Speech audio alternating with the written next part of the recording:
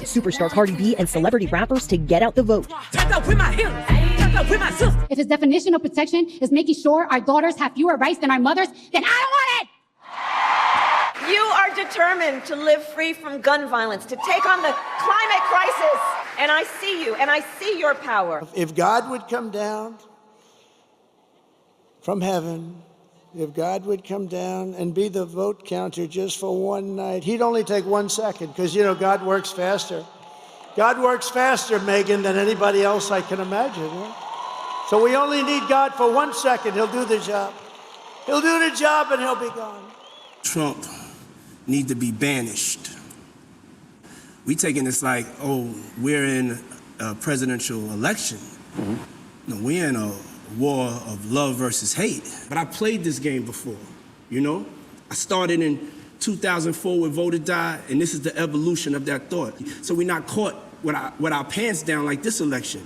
Right now, we're not gonna get nothing. We caught with our pants down. We're not organized, we're not ready to really take this on. Hold up, let me ask you, what's the difference between Vote or Die, Diddy, and Hold Your Vote, Diddy? And what occurred between those two phases that made the change happen? I went through the experience of politics. I played the game with the Democratic Party.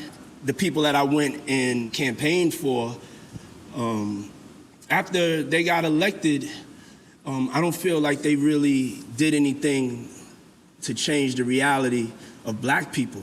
Like I was blessed enough to find God come to me and tell me my purpose.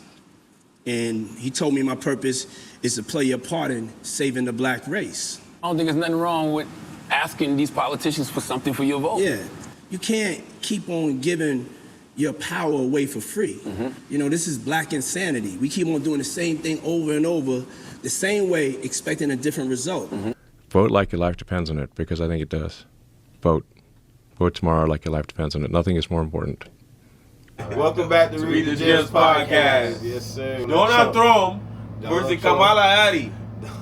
If you want to vote, make sure you vote, so that way, you know, you want to feel like you're making an impact, just go ahead and, no matter, you know, if it's for Kamala or Trump, you know, go ahead and vote if you feel like your vote is going to make a difference. The choice is yours. Me personally, I feel like, you know, when it comes to voting, right, the most important thing is how you vote locally, what's in your district, and what's going to impact you directly, right, in your community, right? You want to vote for those mayors and those governors, senators, right? Yeah. People in your state, the local politicians. Actually, just talking about this at the barbershop, it was like, so who you voted for? So I'm like, you know, I don't really want to say.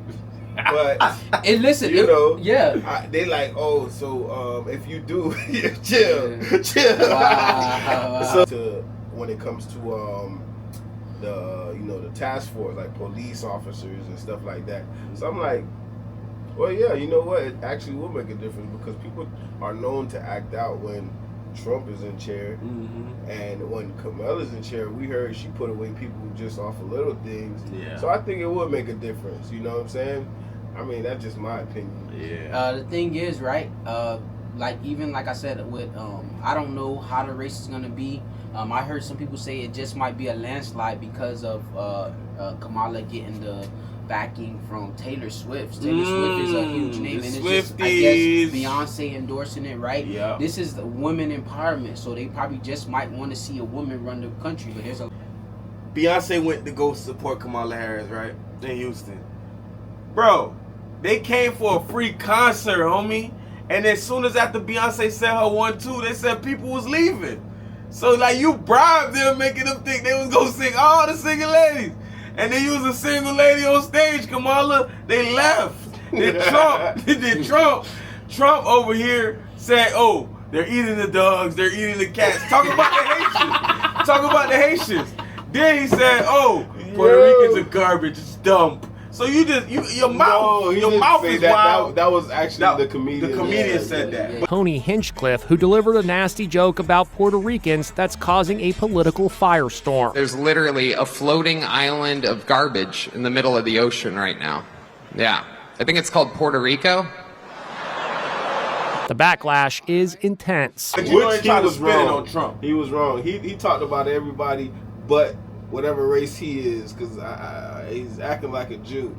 But I would say, you know, he came for everybody when he went on the stage. I mean, comedians gonna be comedians anyway. Yeah, that's true. But as And far whatever as we saying, and it's like it's not even to be offensive, right? Because Right. we say jokes and we saying certain things. So please, guys, don't take this offensive. Don't take it. And if it does offend you, you know, we'll apologize in advance. You know, Because It's all right. the whole purpose of a joke is for it to be a joke, for Yeah, you to absolutely, laugh. yeah. It's not to offend nobody. And I get it, you know, it You is know? sensitive timing because back in the days, right? Remember, your vote was like it was sacred, right? It's something that you Yeah. held. Yeah. You wouldn't Yeah. it wouldn't have mattered, you know, like basically if you voted for, you know, Trump, you voted for Kamala, right? It was so serious that, you know, people wouldn't tell people, oh no, why are you getting in my business? Why are you getting so personal asking me who did you vote for? Yeah. Right? That was the thing where people would be like, hold that close to their chest. Very But they would very go off conservative. and they would talk about their personal, But, like, yo, I'm getting a divorce, let's talk or, about this, or yeah. I'm going through this with my wife or my husband, right? Yeah. And it's so crazy. They'll talk about their personal life, Yeah. but it's like a vote was yeah. even more sacred than that. Yeah. But So that's that's around them crazy. times because people was really going to kill you about that vote. But I want to touch on this before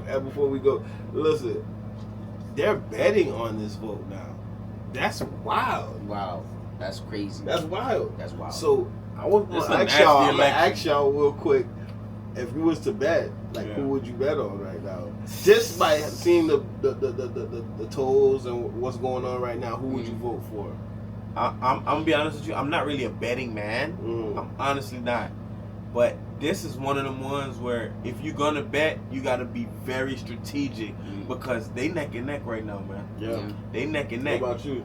Yeah, honestly, I wouldn't know who to bet on because, you know, I'm not a bettor myself. But I'm just saying, if you're gonna just today, if you're just like, I'm gonna bet, who are you betting on? I feel like I ain't doing enough research, right? I'm not that kind of person that just gonna put my money somewhere where I don't, you know, I ain't doing my homework behind it. Okay. So It's wouldn't hard to know bet how on nastiness. They found polls in the fucking street in Miami. You ain't see it on the Yeah, news? I saw that. I saw Ballots falling off the back of a truck. Take a look at this video, and now we know this has been verified. So Miami-Dade County Elections Department confirms what you are seeing caught on camera right there. So according to them, a worker forgot to lock the back of a truck, and out fell one sealed bin, and you see it in the video there, and one sealed bag falling out of that truck containing ballots from early voting. We live in South Florida.